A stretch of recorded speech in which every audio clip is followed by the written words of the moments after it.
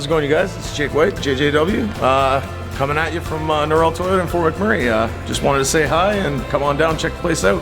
Hi, my name's Richard. I'm the service manager here at Norrell Toyota. Hi there, I'm Adam. I'm here at Norrell Toyota. I'm a product advisor. Hi, I'm Cass. I'm the appointment coordinator. Happy to help you. Hey, it's Keith Simpson here. I'm the general manager of Norrell Toyota, soon to be Fort McMurray Toyota. Pretty excited for our new dealership. As you've seen, you met all my staff. These guys are all my family. We're here to take care of you. Come on down and be part of our family. Do you like fun and games? Do you like support in the stallery? Check the link below. It's just really a collaboration of learning from people you work with, people that you admire, and your family roots, right? Yeah. I was a young guy in Mexico City that learned from his grandparents and then moved to Tucson, Arizona many years ago. When you moved? I was 10. Okay, because you don't really have an accent. No, but living back and forth, at least for the first 18 years of my life, you kind of adapt fairly quickly.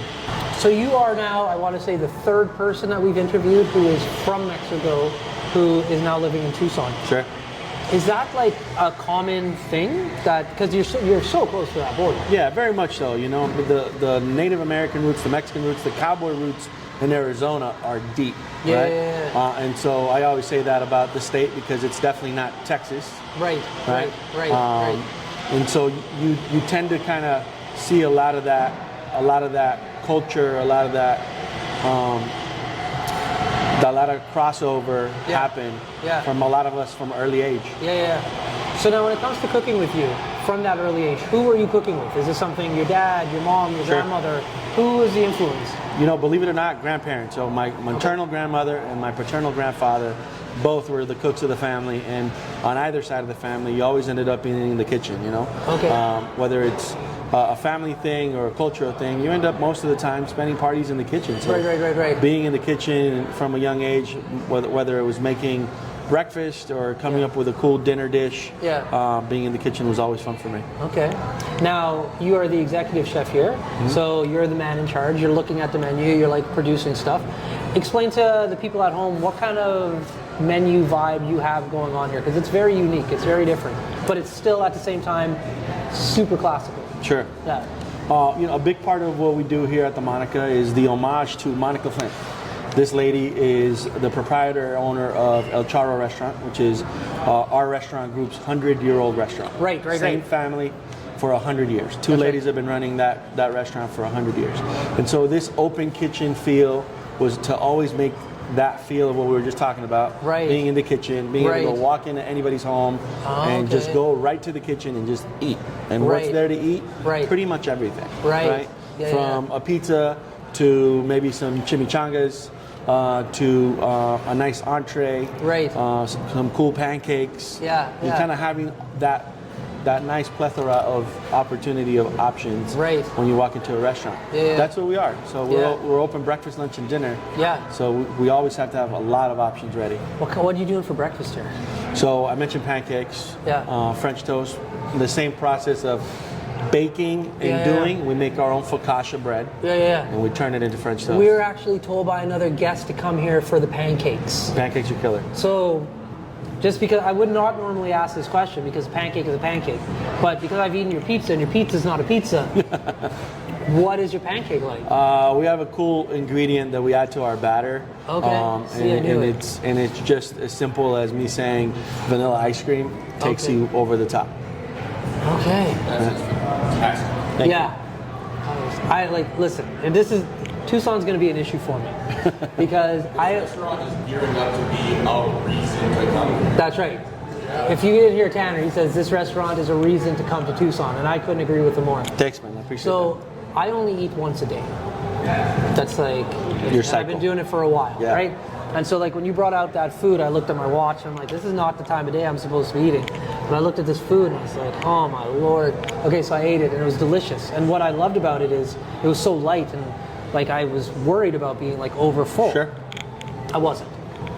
But now I hear you make breakfast, and people have told me to come here for breakfast. I can't tell you the last time I had breakfast, but this pancake sounds amazing. Tucson is very eclectic all around, and everybody likes to really eat in their own terms. And I think that's what we offer at this restaurant is that you're not just stuck to pigeonholed to have one style of cuisine. That's right. We're very influenced by, obviously the culture of Tucson, and the things that I mentioned. Right. But also be able to, do chicken Mediterranean skewers, have a keto meal, have a plant-based meal, have a gluten-free meal. Yeah. Those are all things that have to be part of the world that we live in to be very approachable and open to so many people. Yeah, man. So I watch a lot of cooking television shows, and I'm always interested in regards to like the background on how the chefs have started their journey. Some of them, no experience working in a kitchen, dishwasher, just at the right restaurant with the right people. Sure. Then you have individuals who've gone to culinary school.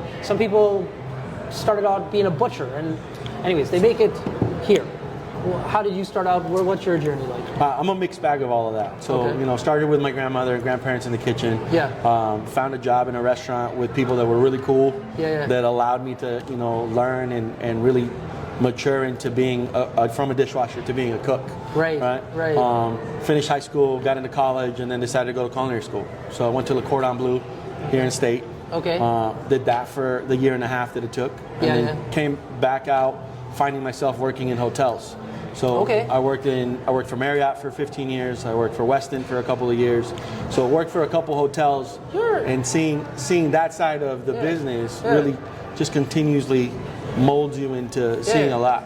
You look super young, man. But the fact that you just said 15 years at this other spot, you must you don't have to tell me how old you are, but you look great for. I'm doing the math in my head. I got old and young kids, so I'm a young 44. Okay. Wow, you look good for 44, man. That's awesome. Thanks. Okay, so like you said, you're a mixed bag, and that's where you got all of your. Yeah, so you start as a line cook, you get into yourself in the lead cook, you end up running a restaurant, then you finally get your chef title. Yeah. And in the hotel industry, you can certainly grow within the same building. Right. Because you're doing event banquets, you're doing restaurants, and then eventually becoming an executive chef. Yeah. My background before I started my marketing company and like podcasting and whatnot, I used to be in human resources, right?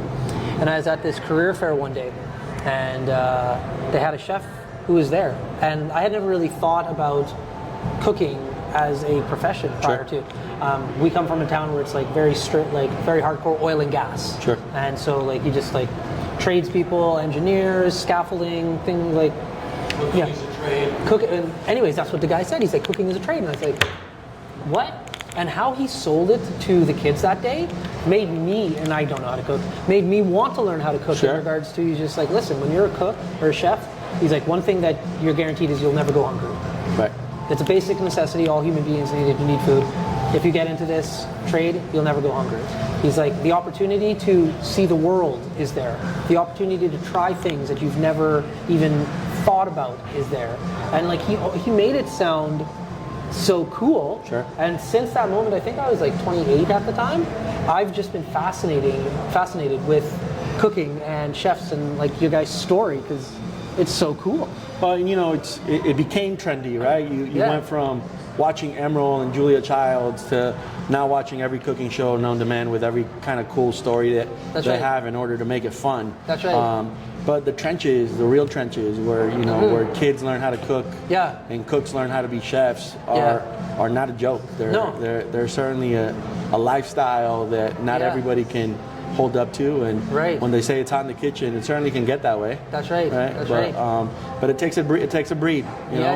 And we're lucky, I think, in this town to have so many chefs that have done similar things to what my story is. That's right. But also bred, raised, and grew within family restaurants to become killer chefs, to become just a crazy amount of talent. Yeah, and what Felipe was talking about earlier, he was in, where do you say, Turkey or is it Paris? One of the two, I forget, but he was in Turkey or Paris, and I guess like Tucson is being recognized globally as like a culinary like mecca to come and study and taste, and that's part of his job is like showcasing that to the world, and it's So in UNESCO, the city of gastronomies throughout the world, I believe in the States we're the only 2 cities in the United States that are considered UNESCO City of Gastronomy. Wow. And Tucson is one of those. Wow. Why do you think that is? I think the diverse culture. I think that being able to really represent the ground we stand on. Right. I told you about the kind of the trio cultures of what Tucson is, but really utilizing the product and the growth of things that are here. Prickly pear being one of them. You tasted that in the barbecue sauce. Right? There's so many different things that are here. Corn, grains, pizza, the grains. Those are local grains. Those are state grown grains, right? Oh, okay. And so I think that's a huge part of it, being able to really celebrate that there's so much to do from what we have. That's right. Very cool. Yeah, they come in once in a while. Get birds? Oh yeah, there you go. Okay, we're going to throw it to an ad and we'll be right back. Hi everyone, it's Carrie with Patchouli Rose here at Thickwood Barbershop. If you're wondering what to get your loved one this season for Valentine's Day, I make an all-natural anti-aging skin serum called Good Skin. It's good for men and women, and it's available for purchase here at the barbershop, downtown at the Corridor Shops and Events, and on my website. Thank you for your support. Okay, we're new here, first time. We're promoting it, so more people from Fort McMurray come. You've been here for quite a little while. Yeah. What should people check out when they come here? What's like a go-to spot, other from your restaurant? Yeah. This is a go-to. Other than food? Yeah, other from food. Desert Museum. Okay. I think if you've never been to Arizona Sonoran Desert, you get to see some really cool animals, really understand the plant life of the desert, because that actually allows you to see, I can cook from that. I can make food from that. I can use that in how it's been used for shelter, for medicine, etc. So the Desert Museum is definitely an iconic spot to see that. Is that a guided tour, or you? No, you can be self-guided. Yeah. Okay. It's on the west side of town. Okay. Really cool spot. The other would be probably the San Javier Mission, which is... Oh, nobody's told me about that yet. It's south of Tucson. Okay. Really cool story regarding San Javier. Obviously, more of a cultural, religious flow through on that side. But it's a really cool spot that's been there for lots of years. Yeah. And you know, and I think the other pieces are all art related and or culturally related with the botanical garden, the museum of art. Right. Those kinds of things are really cool to see here in town. Because the talent shows, right? The mural out there that you saw, that's the talent. That's the Tucson talent. Yeah. That's the one thing I've said it in other podcasts, and I said it in a Tucson podcast that we filmed. So sorry if you're hearing this again. I love street art, man. Yeah. I've been taking pictures of like all the different. You guys should go across the street right here in this parking lot. Yeah. You just in about, I think it was about 3 weeks ago. Okay. They closed off the parking lot and they had local artists just paint both sides of the wall. Unbelievable. So, I will definitely go check that out. It's pretty cool. It's like everywhere you go. So they have like murals, which are phenomenal and beautiful. But then you have a bunch of like really cool tags that have been going up here as well, and some like really like street graffiti.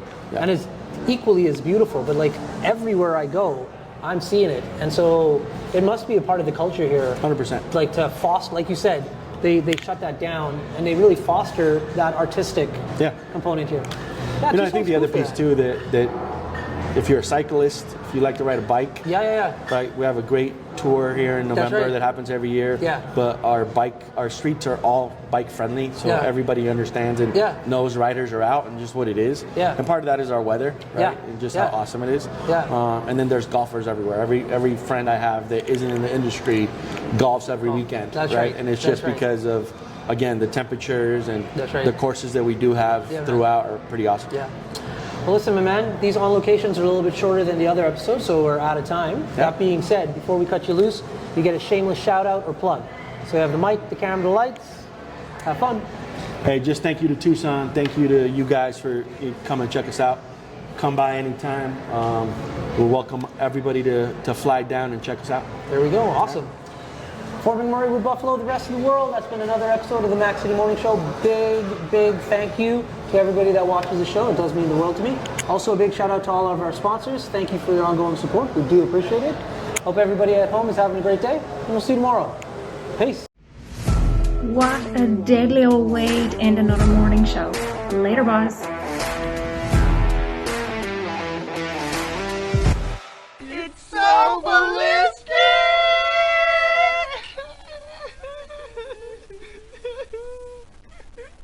Talk about quenching your ugly thirst.